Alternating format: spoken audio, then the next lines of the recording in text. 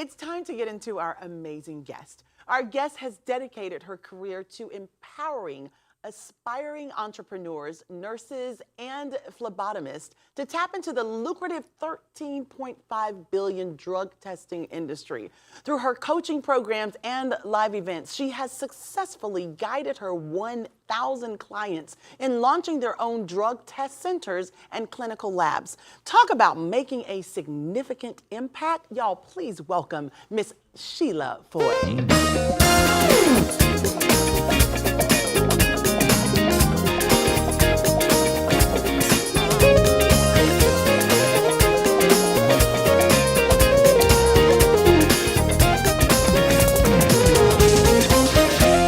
Well, hello there, Miss Foy. How are you? I'm so good. Hello, Miss Sisaundra. How are you? I am blessed. Thank you so much. Thank you for joining us today. You got the memo. You look fantastic. Well, I knew where I was coming. Listen to you. You are so kind. So before we jump into your business, I'd love to talk to you about how strong you really are. Not only do you carry the weight of your business, but you've had to do so while grieving the passing of your son. Do you mind sharing with us the moment life took a turn and you got the news about your son? Yes, I can share that. So about 7 years ago, June 15th, which was actually 24 years, 5 months, and 12 hours to the date, I got a call from my son's aunt, his paternal aunt, and she said there was a shooting at the basketball court. It was on the news, and they're thinking that it was DJ. And so never in a million years did I really think it was DJ. I thought it wasn't DJ. But then my second thought was, well, if it was, he would be shot in the arm, or I definitely wasn't thinking that it was fatal. So I started making calls. I called 911, and I was able to get routed to the Muskogee County coroner, who absolutely confirmed that it was DJ. I'm so sorry. Thank you. I'm so very sorry. That's a worst nightmare for any parent. That's the worst nightmare. Oh, I have a son that plays basketball, so as you're talking to me, it's like raising hairs on my arm, because when they say, hey, Mom, I'm going to go play basketball, you would never imagine that. And to sit here and hear you say that, it's kind of like, makes it so very at home as well. So I'm so sorry that you had to go through that. How has your grieving process been from the initial time you found out about your son DJ to now, 7 years later? It's very topsy-turvy. I mean, to be honest with you, it's, I tell people I live between heaven and earth. Wow. And they look at me like it's peculiar, but I mean, you being a mom and a boy mom. Yes. And DJ was my first born. As a 17-year-old who made a deliberate decision, right? A deliberate decision to have a child and to see that life taken away, honestly, it's beyond devastating. It's not, I kind of come in and out of the consciousness of it, if that makes sense. I do thank God for the protection, that he's, the protection and the presence that's gotten me through. Yes. Sometimes I when I think about, the funeral or just certain things, it's like, okay, who was that person who was able to actually get through that? Because I don't know how. So one of the more immediate things that I did was to start a foundation, a nonprofit called the Breakthrough Foundation. That's wonderful. And the reason that I did that, thank you, the reason that I did that is because DJ, he was so passionate about basketball, and I thought the squabble was over basketball. But it wasn't. It was drug and gang related, actually. Really? Yeah, DJ was actually set up to be robbed. He was shot in the back of the head. He died instantly. He had no idea what was going on. I'm so sorry. And so it wasn't just a squabble over ball. It actually went deeper than that. And but at the same time, he was very attached to basketball. And we talked about other things that he could do, but when he didn't make it as a pro basketball player, I think that became a hang up for him as to, you know, what his purpose was in life and what should he be focused on. And I like to tell people that, you know, there are stories within my story, you know, and so if we just talk about this particular story, it definitely was something with him understanding his purpose, with feeling confident in who he was or who he could be. So I started Breakthrough Foundation. It's at the Breakthrough Foundation, Inc. on Facebook. And we began to give scholarships to youth who were entering college. You know, just to kind of take some of the financial burden off. If somebody was on the fence about school, it wouldn't be about, you know, the funding. It wouldn't be about the funding. Right. That's amazing. So there were 3 young men that were involved in DJ's murder. And so not only did I lose my son, but those moms, they lost their sons too, because, you know, they're spending 20 years to the rest of their lives in jail. Yes. Yeah. So that's where we started. We started there in 2000. So that was 2016. But fast forward 2.5 years later, I went to get a drug test, and God tapped me on the shoulder, and he said, ask him, the guy that was performing the drug test, ask him how did he get started. And I was very hesitant. But the thought that came to my mind was that if I started a drug test center, I could, number one, help people get jobs who might need a second chance because they had a drug addiction or alcohol addiction problem. I thought about the families could be stronger. I thought about moms who might not have kids that they lose, you know, because I feel like people are killing people like people, you can bring them back to life or something. Like, it's like, no, do you realize gone, it's gone? Yes. And it's like somebody would take Afrotainment, the building, and just be like, here's Sisaundra. Like, here's the whole building. That's what it feels like.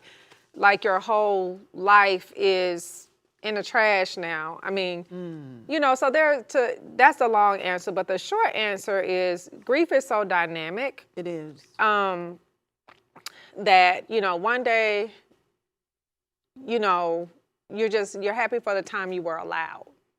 Yes. The next day, you don't understand why it was you. But one thing that you're just basically telling us about the steps of grief. Yeah. Some days you're fine, other days you're sad. It's like a roller coaster. And there's a certain amount of time they say that you have to get through this. Is it 7 steps or 5 steps of grief that we go through? I heard about 5. I'll be honest. I did put my daughter into a grief program. It's called Kate's Club. It's an amazing, amazing, amazing organization. I happened upon it.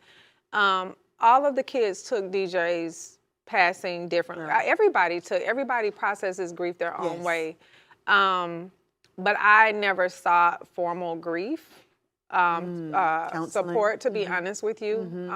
I can't even tell you now that that's something that I can do right now. But I read 5, but I've not been in a formal setting to understand. Yeah, I've just been going. That's how I've been dealing with my grief. For 7 years. For 7 years. Wow. So can you tell us, I know you shared with us the reason you wanted to start your company, your foundation.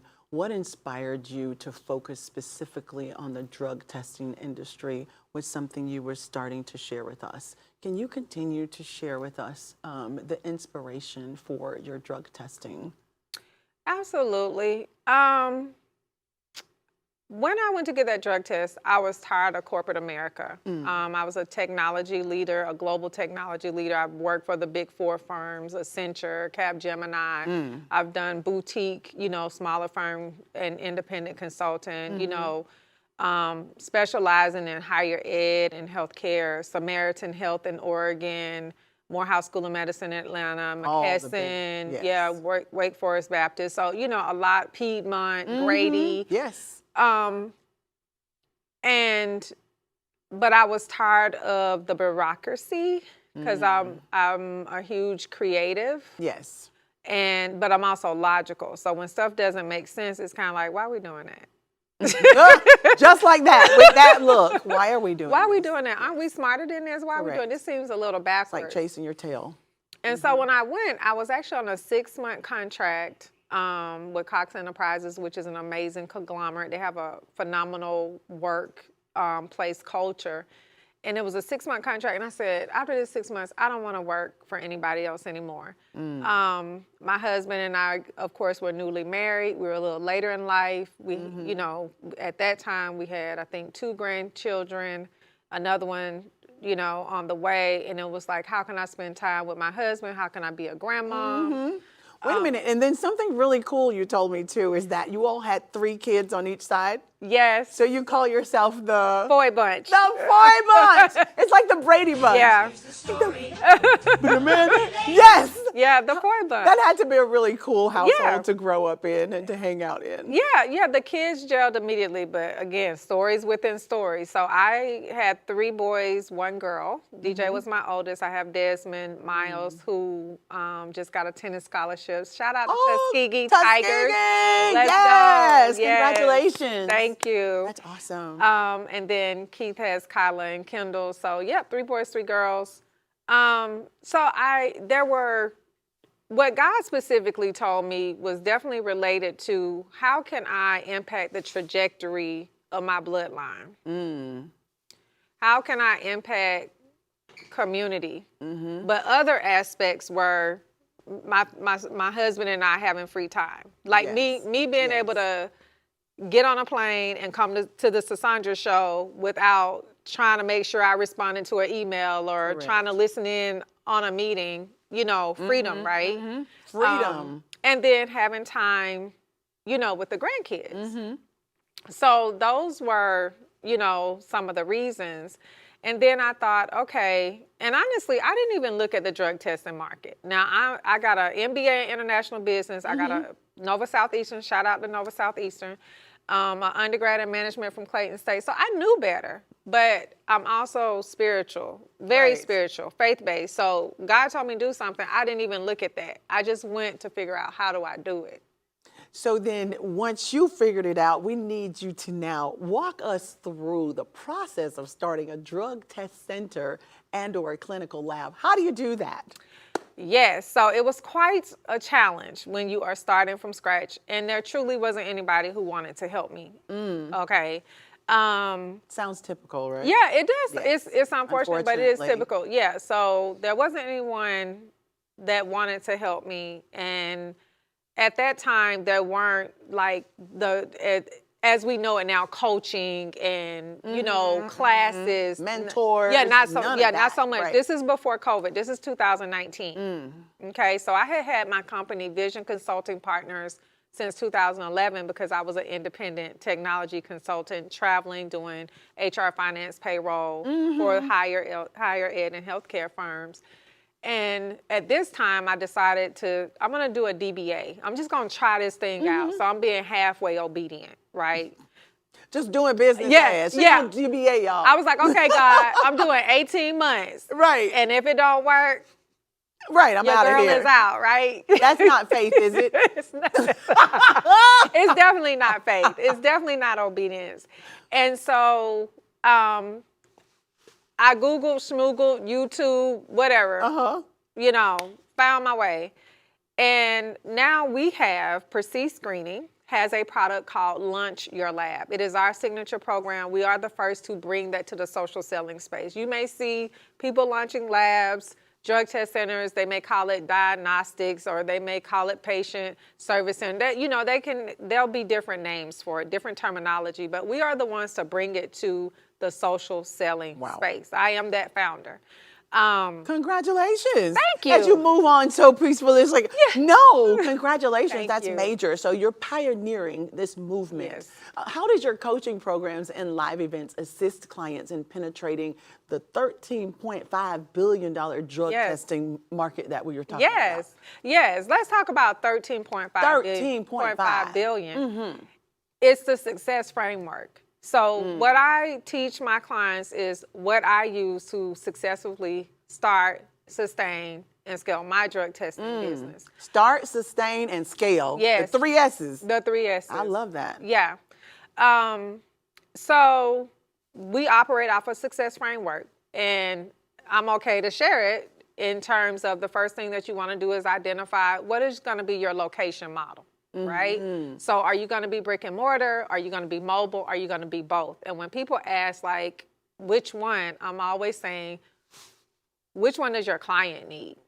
Brick and mortar sounds great, you know, but you may have an online base or customer base. You may have a client that doesn't really need their folks to show up to you. They need you to show up to their folks for maybe particularly with Department of Transportation, right? Because every, you know, we said quarter, they're random drug screens. So I want you to come to my space for the drug screen because these employees are on the clock. So it's saving me time and money for you to come to me. If I'm a trucking company and I got an accident, my driver was in an accident, I need you to come to me. So, and that's just one example. That makes sense. So you got to figure out, okay, what is my location model? The next thing is offer. Who am I selling to? When I first started, I thought that everybody was my customer. I can drug test everyone in the studio. Right. Like, For one reason, right? Because why could everyone in the studio require or need a drug test? So maybe you decide you want to adopt. Family planning. Maybe somebody's getting their CDL regulated, right? Maybe there's someone going for a healthcare job and they need it, you know, so there are maybe so many reasons. Pain management, right? There's so many reasons that somebody could be getting a drug screen. So you need to figure out who is your target client. The next thing is you need to get qualified. So you don't have to be qualified for non-regulated training, but you do have to be qualified for regulated training. Okay, there is a formal and it's not certification, it's qualification. It's just qualification. You have to do that. And you got to do what? Know how to get business. And I think that has been the gap with a number of people because they may be working with someone who is not trained in business. Right. Right? They may be and you don't have to be formally trained, but you at least gotta be. You gotta know something. Yeah, you gotta know something. So I can say, hey, Sisaundra, we can slap up a logo and you know, and get you some lab accounts and get you some TPA accounts. That doesn't. You don't know the infrastructure. That doesn't of mean what's anything. Going on. Correct. So you have to go through the customer journey to be able to systematically, consistently have revenues in your business, right? Also, you have to know how to get to the next level. We don't think big enough. I tell my clients this all the time. We need to think bigger. We need to think bigger. Do you know how petrified we were to reach out to you? Were you? Oh my goodness. And I said, she can only say yes or no. Exactly. The ask. We have not because we ask not. She can only say yes or no. And look, you're here today You because said you, yes. of course, yes.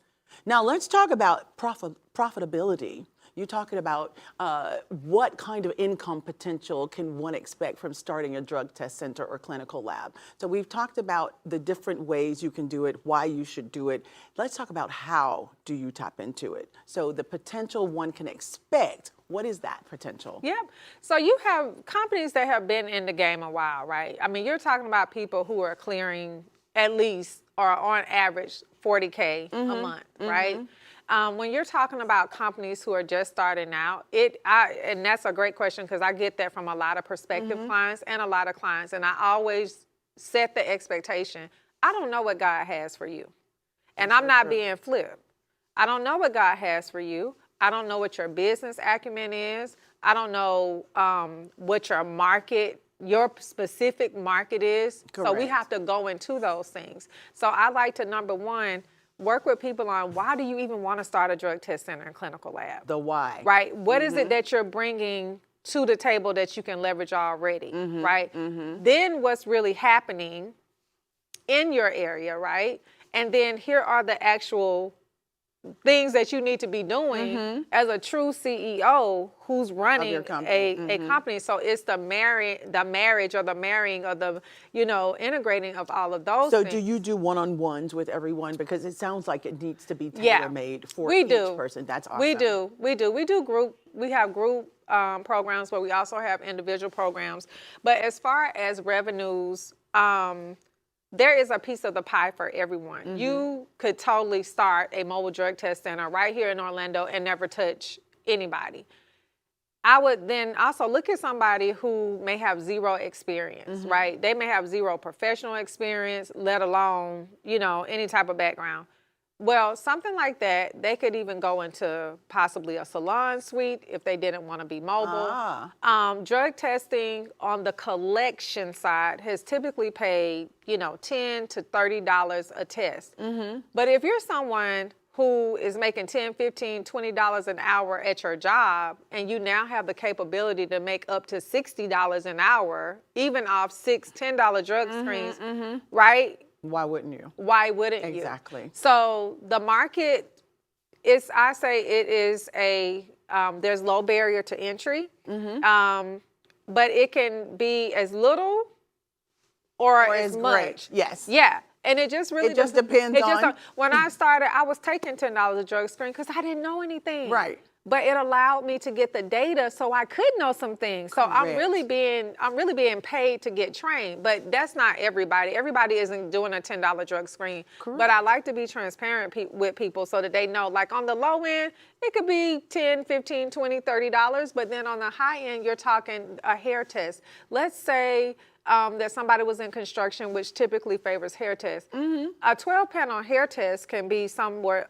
upwards of $300. That's incredible. And your profit margin can be $150 to $200. So it depends. It really depends. I tell you what, it's been absolutely fascinating listening to you tell us about an industry and how you turned your pain into purpose. Thank you so much for joining us. Y'all, it's a $13.5 billion industry out here waiting on you. Check out Miss Sheila Foy, the founder of CEO of Precis Screening. And until tomorrow, y'all take care of yourselves. We'll be back here on the Sisaundra Show.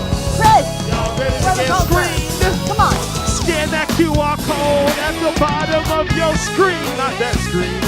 Because we got way more exclusive content for you right here on the Sisaundra Show. Only on Afro TV. Comcast Xfinity. 16. Get it all out, Chris. he said, Yes! Hello, everyone. If you are at work, at home, y'all drop everything and tune in because it's time for the Sisaundra Show!